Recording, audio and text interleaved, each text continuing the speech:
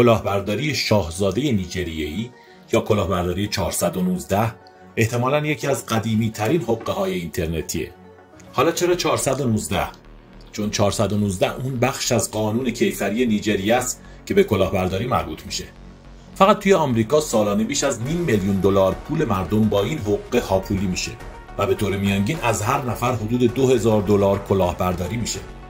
روش کلاهبرداری: معمولاً ایمیلی از طرف یه فرد خارجی دریافت میکنید که ادعا میکنه از اعضای یه خانواده سلطنتیه. معمولاً یه مشکلی داره، مثلا تو زندانه یا به علت فساد یا ناآرامی‌های سیاسی پولش یه جا گیر افتاده و به کمک شما احتیاج داره تا بتونه یه پول هنگفت رو از کشورش خارج کنه و در عوض بخشی از اون پول رو به شما میده. البته شما انسان مهربان و نوع‌دوستی هستین و سعی میکنین به این شاهزاده بینوا کمک کنین و اصلا به ثروتش چشم ندارین. پس وقتی شماره حسابتون رو میخواد تا پول رو به حسابتون بریزه اصلا شک نمیکنید. حتما فکر میکنین که بالاخره دعاهای مادرم جواب داد یا بالاخره بخت به من رو کرد.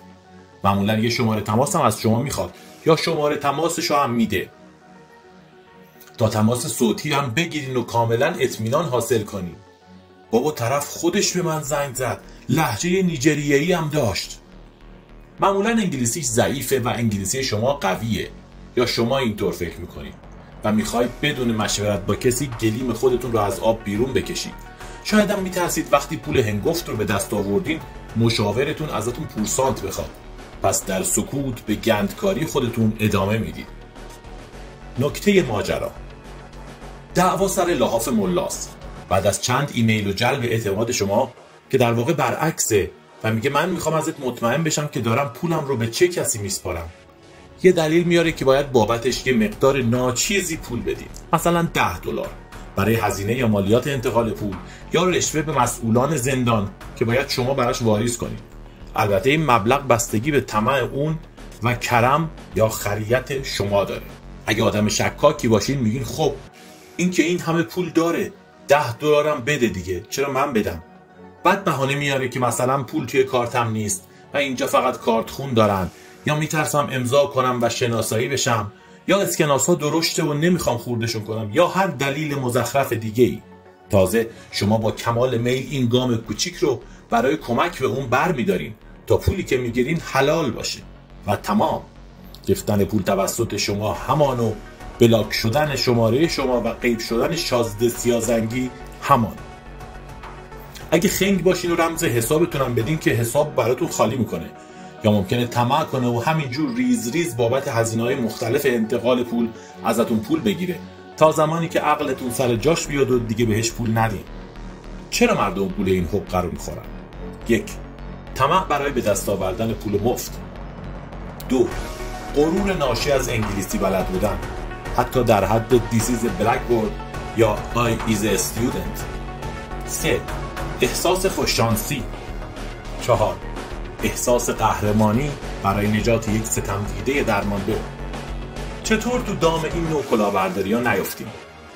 ایمیلتون رو هر جایی و تو هر سایتی وارد نکنید. حداقل ایمیل اصلیتون رو وارد نکنید.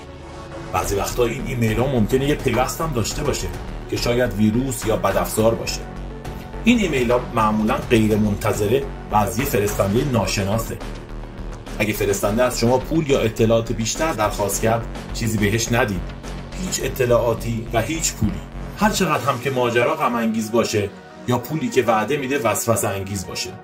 معمولا طرف قبل از درخواست پول اول یه رابطه دوستانه با شما ایجاد میکنه، بعد موضوع رو مطرح میکنه تا شک نکنید. هر چقدر هم عکس و فیلم فرستاد باور نکنید. همیشه هم طرف مقابل ادعا نمیکنه که شاهزاده نیجریه‌ایه. ممکنه کاملا با اخبار پیش بره و جنگ ها و حوادث واقعی روز رو بهانه کنه. مثلا گاهی یه بانکدار سوریه‌ایه که گرفتار جنگ شده یا یه سرباز آمریکایی که تو خاورمیانه گیر افتاده. اگه کلاه سرمون رفت چی؟ اگه توی کشور حسابی زندگی میکنید به پلیس و غیره اطلاع بدید. احساس بدی نداشته باشید. میلیون ها نفر مثل شما سالهاست که این کلاه سرشون رفته. به فک و فامیل و دوست و آشنا نگید چون تا آخر عمر مسخرتون میکنن. بقیه ویدیوهای این صفحه رو ببینید تا به روش‌های دیگه سرتون کلاه نذارن.